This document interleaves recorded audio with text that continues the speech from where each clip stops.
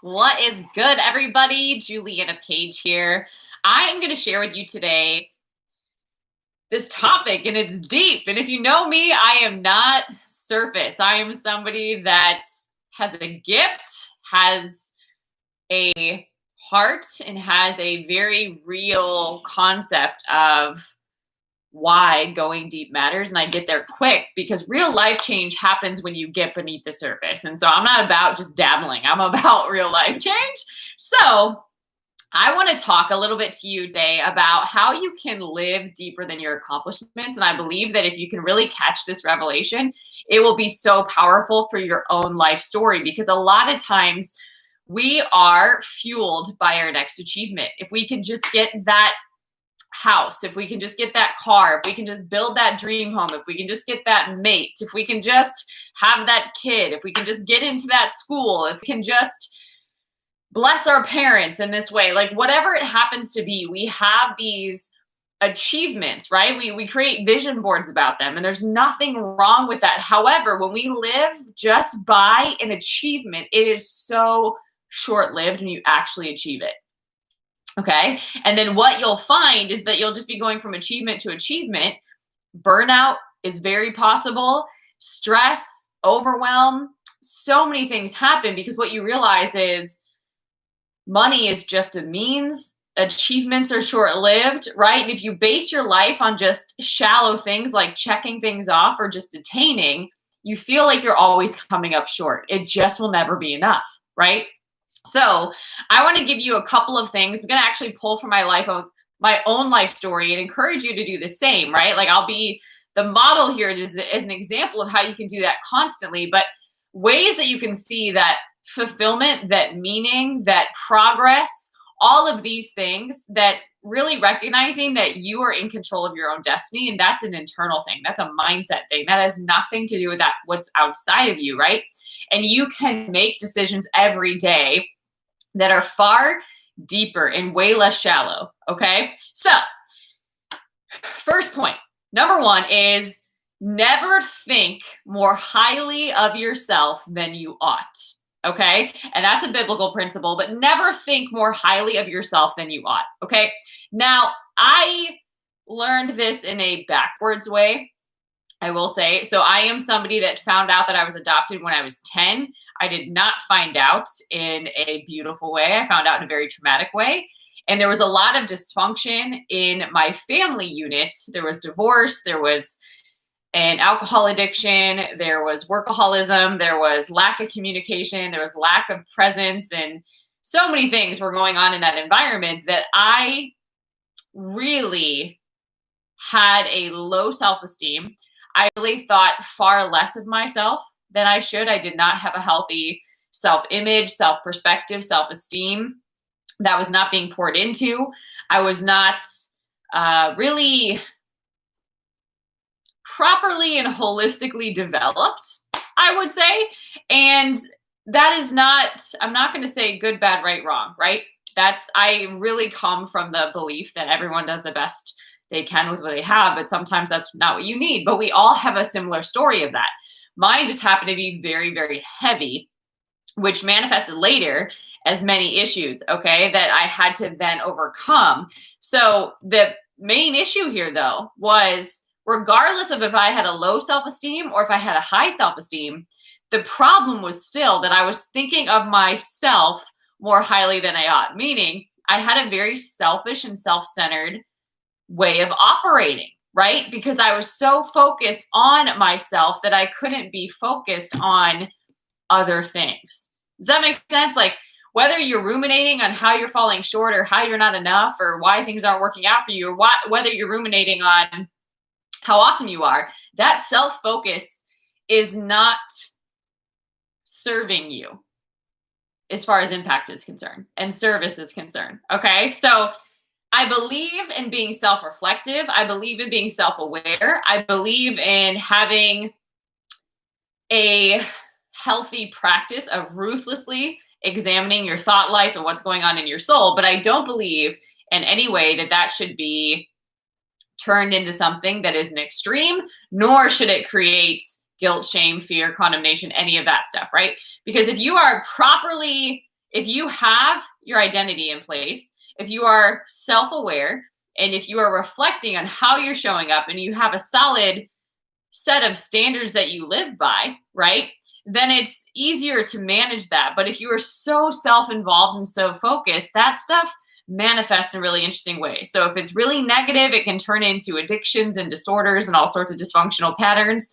And if it's in a healthy way, that can turn into a lot of ego and pride and other things, right? So a over obsession with just focusing on yourself is not healthy. So don't think more highly of yourself than you ought. That would be number one. Again, go deeper. There's a reason that you don't do that. Okay. So there is a selfless living it's more about thinking of God more and thinking of yourself less. The more you focus on God, the more you think of yourself in the right perspective and you don't get caught up in all the extra. Okay. Number two is harness your anger and your disappointment for good. Harness your anger and disappointment for good. You never want to just push that down and suppress it and bottle it up and just become the oppressor of yourself. That is never a good thing. And that will ultimately come out often in ways and at times that to you might not be ideal. It might come as a surprise, right? But you can, and this is what I want to highlight, you can harness your anger and your disappointment for good. You can channel that energy. You can learn how to channel this energy or convert that energy into something that you can use that is positive, that is productive, that is growth, that is progress in a very real and meaningful way. So an example of this could be, let's say that you've endured a relationship breakup and it's devastating for you and it's painful, but as painful as that is, you know that if that is what's up, that you can still rise above what happened, or you can still let that propel you forward versus hold you back. Okay. Because the worst thing that you can do is get caught up in bitterness and resentment and unforgiveness and keep living in your past because you are ruminating on it and thinking about it every day, so much so that you bring it into your future and you actually taint what is ahead of you. But if you can accept, right, that there is goodness in this, that you can channel this anger, that you can channel this disappointment, that you can channel whatever it is that is negative and turn it into something good. If you can get behind that, if you can see that, you can move through that with way more grace and you can almost accelerate the process. I've seen this happen multiple times in my life, actually. But really learning so I had learned to turn anger and resentment or bitterness or unforgiveness inward as self-hate. And that actually seems attractive because we don't always call it self-hate, right? But it's anything that's like, you're not enough, or you could do better, or why did you do that? It's like this negative self-talk that we often think is to propel you forward, but that never is what motivated me or propelled me forward. That was just me wasting energy working against myself. But when you can learn that some of these disappointments, some of these things that have caused this contrast for you have actually exposed an opportunity or have opened the way for something new, something better to come forth for you. And if you can see that, you can really start to take all of that energy that you would obsess over and trying to figure this thing out, or trying to process it, and you can move it into something new. So number two would be harness your anger and your disappointment and turn that or convert that into energy that you can use. Okay. Number three would be get gutsy and take risks. Sometimes we have a way of getting comfortable, right? Like if we have not given ourselves permission to dream, or if we have stopped visioning our future, and if we're not doing actively the work to write the vision and to make it plain and really get in agreement with God and see what is next for us, right? We can really get stuck in this space of being comfortable. Like, well, I've gotten to the place and I've done all the things that I dreamed I could do, but you barely scratched the surface of what God has for you here to do. So at times we need to get gutsy. We need to take risk, whether that could be leaving a job or a place of comfort and jumping into an entrepreneurial venture, or whether that is moving across the country Whether that is stepping out on that dream that is in your heart that maybe nobody else supports or understands. Maybe, it's to produce a film, or it could be a project that you ultimately believe in and there's a need for, and you're straight up wired for it, right? But you actually step out and you start taking steps towards that, even though there's no fruit of how that is going to be possible or lucrative or any of that stuff, right? So get gutsy and take risks, okay? Number 4 is toughen up and get a resolve. I think that there's been many times in my life as well, I've been in environments that really rubbed me. And, I believe that God is the potter and we are the clay, right? So he is constantly molding and shaping and refining us and developing our character and maturing us and helping us grow up in him. And so I also believe that sometimes we're put in environments or situations that really help work on those rough edges. We'll be connected to people that know the right way to poke us or to trigger us or to challenge us, right? Or we'll walk through situations that we really don't understand why it's happening or where is God in it. Like when you're in the midst of it, sometimes you can't see clearly, right? So when those things happen, toughen up and get a resolve. Know that all things are working for my good. Get behind that statement. All things are working for my good. So how can I partner with that rather than living life in resistance, living against myself or against life? How can I go with the flow for what's happening? How can I embrace what's happening? So for an example, some of what I've done, even in this devotional, something that I highlighted, especially in the beginning, was about seasons and really understanding that God works in seasons. God has perfect timing and divine timing for things. So one of the things that became very powerful for me was recognizing that if you understand the season that you're in, you can also understand what your role is in that season or how to show up in that season. So this is the God's Vibes Matter devotional. You can get it on julianapage.com or on amazon.com. But essentially, if you realize, for example, that you are in a sowing season, okay, then you can embrace growing and building and learning without trying just to reap all of these things. You know that the point is that you are here to sow. And there will be a season where you reap the fruit of what you've been sowing, right? But right now, your main focus, your intention needs to be sowing what you're called to sow.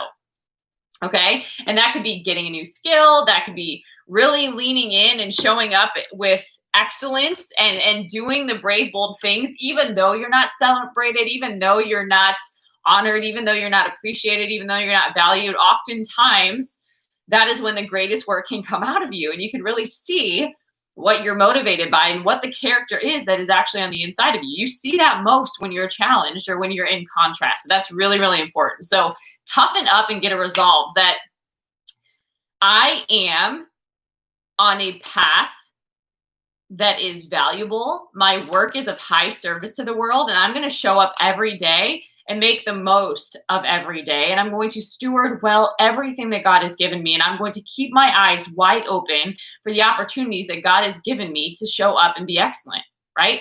I don't care where I am or what I'm doing. Like, I am going to focus on that because I do everything as unto the Lord, right? And I do it by his power, for his power, by his power and for his glory, right? So it's not by my works or my strength, right? So I'm going to humble myself, but I am going to toughen up because sometimes we get very emotional. We get caught up in our head. We lean on our own understanding. We interpret things through our own limitations, right? And that can hold us back and it can limit us. So really important just to embrace toughening up because it's way more powerful when you have an edge, right? When you're not a pushover, when you're not taking advantage, when you know who you are, you know how you're showing up, and you can demonstrate this grace under pressure. That's power, okay? When you could respond in some sort of negative way, but you control yourself and you don't, powerful. Meekness is not weakness. Okay, next one, what are we on? 1, 2, 3, 4, that was 4, so this is 5. So this one is bet on yourself and walk by faith. So a really great example is like maybe you're not yet financially where you want to be. Maybe you're not yet in that relationship that you see yourself thriving in because you inherently know the power of partnership, right? And how iron sharpens iron, and that you are designed to partner with somebody to bring and to draw out this greatness in you. Maybe you see that there is this vision that God has put on the inside of you, and it doesn't look like just a corporate job, or it doesn't look like maybe anyone that you surrounded yourself with before, but bet on yourself and walk by faith and trust that God will lead you to all of these desires that he's put in your heart, one day at a time, one moment at a time, one step at a time. Do not come up with all the ways that it cannot happen, and do not flood your mind and your eye gates and your ear gates with all of the reasons why it can't happen, with all the opinions and fears and projections of other people. Get away from that, right? Guard yourself. Don't tell everybody what you're up to, but bet on yourself and walk by faith, right? Trust that just because it hasn't happened yet doesn't mean that it's not going to happen, right? When the time is right, the Lord will make it happen. So prepare yourself. Don't get caught up in why God, why, when God, when. Just be like, thank you, Lord, that you're preparing me, right?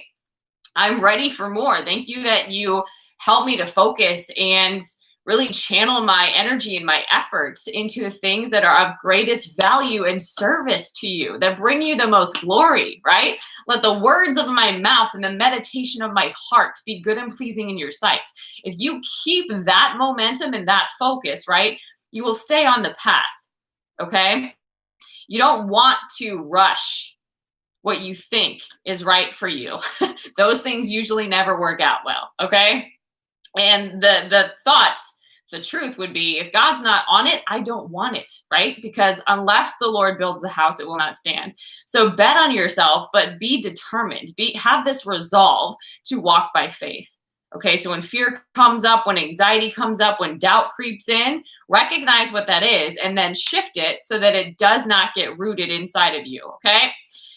Next one is 6. I think it's the last one. 1, 2, 3, 4, 5. This is 6. Okay, this is the last one. So this last one would be recognize that, yes, you come with batteries included, so to speak. Like,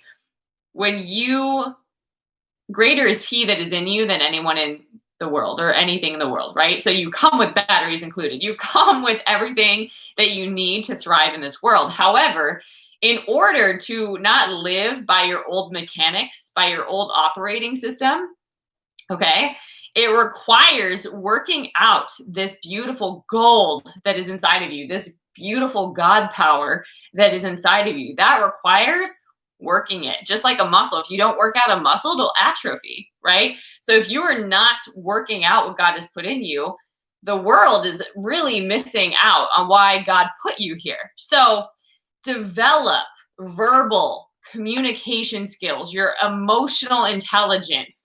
Really invest in your personal development. I'm saying communication skills because it is imperative when you recognize who you are, whose you are, what your purpose is, to develop communication skills. Because if you are not able to communicate who you are, why you're here, and what you're here to do, people can't properly recognize you, right? And invest in that, right? Or allow you to serve them. So that is really, really important, to be able to communicate with people from all different places and stages in their lives, right?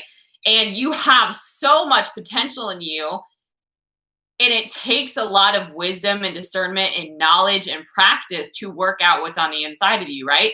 In the most beneficial and beautiful way for others. So determine that, like, how much potential can you literally like wring out of yourself, kind of like a towel, right? Until there's like no dripping left. Like how much potential can you wring out of yourself for the benefit of other people, right? Like, how can you get busy about that? And if you ask yourself a question like that, what you will find is that you will be led to your next area of growth and study. So for example, I actually had not been raised with a legacy of faith. I did not know that I could have a relationship with God, right? And at some stage in your life, that no longer becomes an excuse. That becomes something that you're desperate for, right? You're hungry for. So it becomes your vital necessity. In my case, that's true. And so I inherently knew that unless I was in connection and relationship with God, there's no way that I could draw that potential out of myself. God is my partner, right? I believe that God has got to be your life partner before you can even find your life partner. That's a side note, but truth. Okay. So when I partnered with God, that's when I started to realize what my next steps were in growth and development, what I really needed to learn, right? Maybe what I thought I needed to learn, I didn't really need to learn, but what God revealed to me was what my next steps were. Where was that next place where I was going to be planted to serve? What was that next area of study that I really needed to gain knowledge of and skills in? Where was that next place that I really needed to stretch myself and take some risks? Like that would constantly be revealed to me and the doors would open. So whether that was serving in a ministry, whether that was taking a new position, whether that was launching a new business, whatever it happened to be, those steps, those opportunities were the gifts. Okay. They were the answers to prayer. So a lot of times we expect we expect a whole tree, but we're given seeds. We're given seeds. We're given opportunities. If we work the opportunities, they will be far greater than we dare ask, think, or imagine. But some of us don't recognize that, and we don't work what we're given, and we never see it manifest, which is very sad and unfortunate. So don't let that be you, but recognize that you can literally wring out all of the potential that is on the inside of you for the benefit of others and leave this world tapped out. That is something that is available to you, and God will guide you. I know that because I felt like I didn't have this legacy of faith, I was really hungry for it. And so not only was I put in ministry and working and walking with people through recovery, and then I continued to get more information, and I went through a ministry school. And this is after having all of this worldly education, all of these extra certifications. And now I'm going to go back to school. Yes, because if you don't have that information, God can still take you on an accelerated process, but you have to be willing to let go of what you know to embrace what you most need. Woo! I hope you heard that. You have to be ready to let go, willing to let go of what you think you know to embrace what you need and to trust God, because he brings that all together for good, but you've got to trust him. That's something that you can't do, again, by your own power and your own limited understanding. So these are a couple things. Do not fall under the trap, I'm going to call it a trap, of living by achievements alone, because you'll just be on to your next achievement. You will never feel totally fulfilled in them. It'll just be something that you check off, and that's not why we do things. The majority of why we're here is process. And so if you can't embrace the process and you're just about outcomes, you will never really find and experience the gifts of who you've become, of the impact that you've made, right? That's really what it's about. So here again is how you can live deeper than just achievement, because those are so short-lived. So don't think more highly of yourself than you ought. Harness your anger and disappointment and convert that energy for good. Toughen up and get a resolve. Get gutsy and take risks. Bet on yourself and walk by faith and develop yourself. So commit yourself to personal development. When we think that we arrive, or when we think that we know it all, we really shut ourselves off completely. When you recognize that the more you learn, the more you actually don't know, that's a very healthy place to be. And it's a very humble place to be. And you can be open and available for just the next step that God has for you. And that's enough. Because if we ultimately saw all that was available, it might feel too heavy or too much. But God will give you what is enough. He knows how to lead you. He knows how to guide you. He knows how to establish your steps. He knows who's designed to be in your life.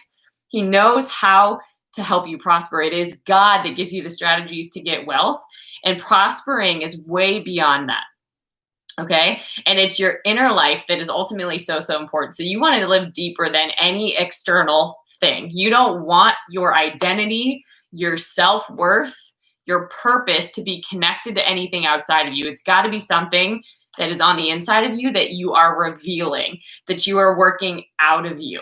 And so one of the best things that you can do is just develop yourself and to be committed to that, to drawing out your potential in greater ways every day, wringing yourself out quite literally for the benefit of others by God's power and for his glory. So you don't get it twisted. These achievements aren't about you. If not for God, you wouldn't be able to do it, right? It is God that gives you your gifts. It is God that makes the ways. Every good and perfect gift is from above, right? So hopefully this message gives you some context.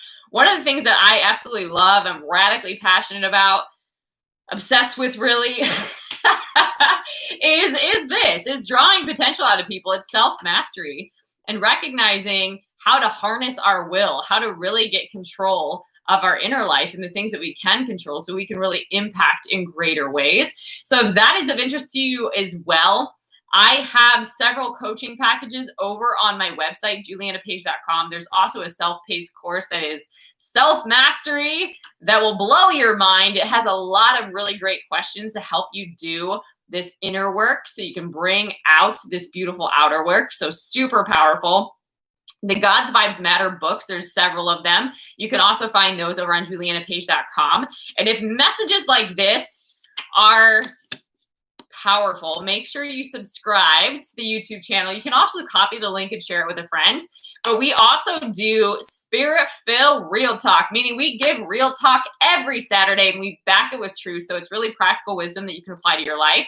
So if you've not tuned in, tune in over on Spotify, or you can also get it on the Apple Podcasts app and also on Amazon. All right, guys.